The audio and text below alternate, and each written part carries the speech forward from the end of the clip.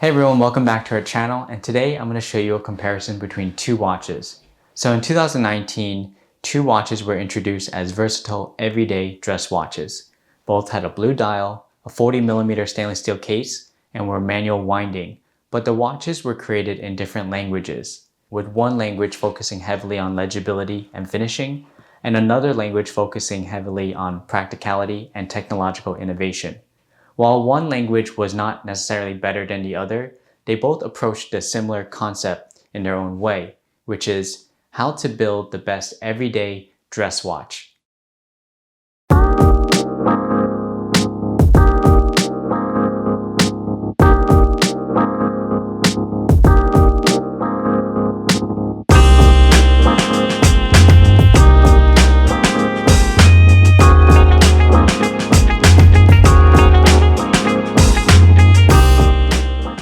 I've had the pleasure of visiting both of these manufacturers firsthand, and both are bringing their A-game here.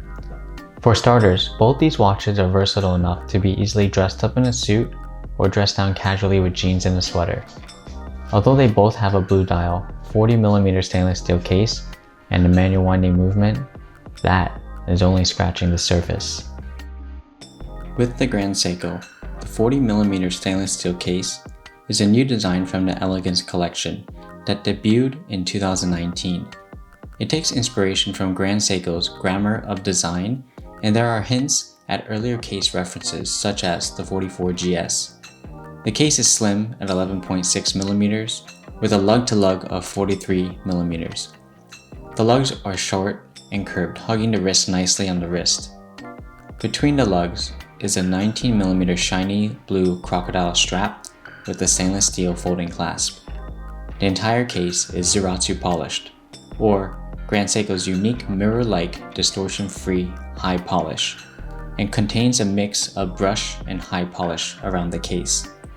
The top crystal is scratch-resistant with its sapphire crystal and is curved to the edge of the bezel, which allows light to enter the dial from different angles. Not to mention, a curved sapphire crystal is also harder to create. The crown is thick and is designed into the case with a slight crown guard containing the Grand Seiko logo. With the Omega, their 40mm stainless steel case design comes from the Tresor that launched in 1949 that housed its legendary 30mm caliber. Today, it features a wider case and has wide, short, curved lugs. Between the lugs of the Omega is a 20mm blue alligator matte strap with a stainless steel pin buckle. The case is thinner at 10.07mm with a lug-to-lug of 44mm, and the entire case is highly polished. The topped box-shaped crystal is a scratch-resistant sapphire crystal with anti-reflective coating on both sides, making legibility great in all well-lit conditions. The crown is slim and elegant with the Omega logo. So it looks like both of these watches decided to skip lug day with their short curved lugs, but the benefit to shorter lugs actually allows the watch to gently hug the wrist and sit more comfortably. On the wrist, both of these watches wear about the same, with their similar case size, thickness, and lug to lug. Both watches have a standard 3-bar water resistance, which is made for an everyday encounter with water and not for submersion. And now, while both dials are blue, that's pretty much all they have in common when it comes to the details of the dial. Grand Seiko's blue dial texture is inspired by the Mount Iwate pattern that is visible from the Shizukishi Watch Studios in Morioka, where all the 9S movement watches and Creedor watches are assembled. This Mount Iwate dial texture has been used on other well-known Grand Seiko watches, such as the High-Beat GMT pieces. Upon closer look, you'll see the intricate lines that engulf the dial. From a distance, the texture looks like a fur coating. The dial layout is also new for Grand Seiko with its horizontal symmetry. From the 9 o'clock, you have the small seconds adorned by a sub-dial white seconds track. Then at the center, you have the Zaratsu polished hour and minute hands, which are polished to each angle. Finally, at 3 o'clock, you have a small power reserve indicator. The rest of the dial contains 12 applied steel hour markers with white minute markings around the edge of the dial, and an applied gold GS logo with Grand Seiko written in white text to match.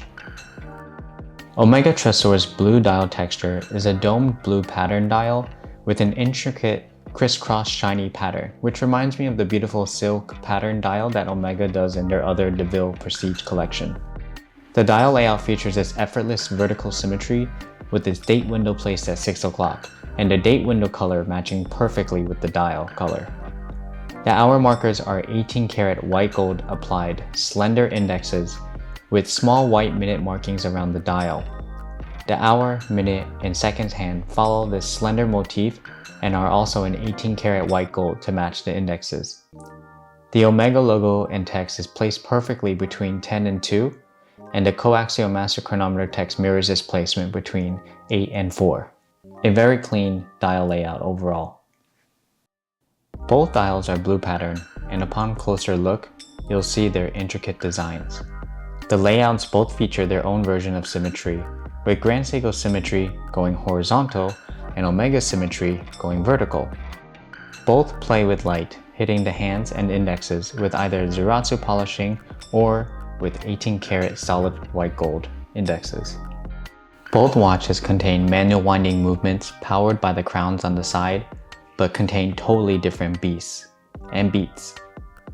Grand Seiko uses its 9S63, a new movement based upon the manual winding 9S64 that is seen prevalent in other manual winding watches from the brand. The 9S63 contains an incredible 72-hour power reserve marked by the power reserve indicator on the dial and beats at 28,800 VPH or 4 Hz. Grand Seiko lists the accuracy of the 9S63 in line with its other 9S mechanical movements at above COSC certified or chronometer watches with a daily rate of -3 to +5. The movement also has anti-magnetic resistance up to 60 Gauss. The movement is also decorated with Shizukishi stripes, or also known as Tokyo stripes, and features blued steel screws. Inside the Omega is the most advanced movement from the brand. It is the caliber 8910 Master Chronometer, which is an evolution from Omega's earlier Master coaxial movements. The caliber 8910 contains double barrels and it contains an incredible 72-hour power reserve and beats at 25,200 VPH or roughly 3.5 Hz. Omega lists the accuracy of the 8910 and all master chronometer movements at an insane daily rate of 0 to +5, which is a nice statement that if you're going to have a deviation in daily rate, it's better to be a few seconds early than a few seconds late. The movement features a date window, which is displayed at 6 o'clock on the dial and is activated by the awesome travel time feature or jumping hour. The jumping hour is really useful for someone traveling between time zones and easily setting the date or hour without causing any disruption to the movement or current time. The movement contains a silicone balanced hairspring and is fully anti-magnetic up to 15,000 Gauss, or roughly an MRI machine. The 8910 Master Chronometer, as denoted by the title Master, exceeds COSC certified or chronometer watches by a far stretch, with 8 additional tests measuring precision during high magnetic fields, precision day-to-day, additional testing in 6 positions, performance at low power reserve, duration of power reserve, and additional water resistance testing, all of which can be viewed on Omega's website here. Omega's movement is also decorated with its beautiful supernova stripes. Both of these watches wear about the same on the wrist, with its similar case dimensions and color tones. Every time I check the time with the Grand Seiko on, I suddenly am transported to the beautiful mountainous regions of Morioka and am hypnotized by the gorgeous Zeratsu polish index and markers, before I remember that I'm simply here to check the time and get on with my day.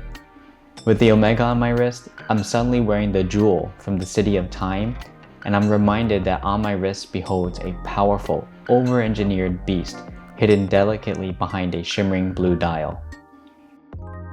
But if you had to choose between the two, which one should you get?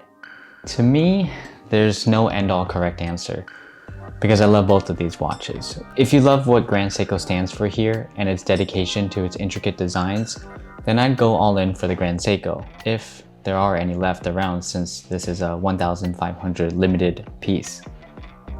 But if you love the revolutionary movement technology like I do in the Master Chronometer 8910 and want to watch that's designed for the many years ahead, then absolutely go for the Omega. And if you really can't decide, just go for both. Link down below and available in our shop. Thank you so much for watching our video and entertaining our comparison between the Grand Seiko and the Omega. If you liked this video or found it useful, please give us a thumbs up, subscribe to this channel so you don't miss our latest video, and leave a comment below on which of these was your favorite. It's been a minute, this was a lot of fun, and I hope to see you guys next time. Bye.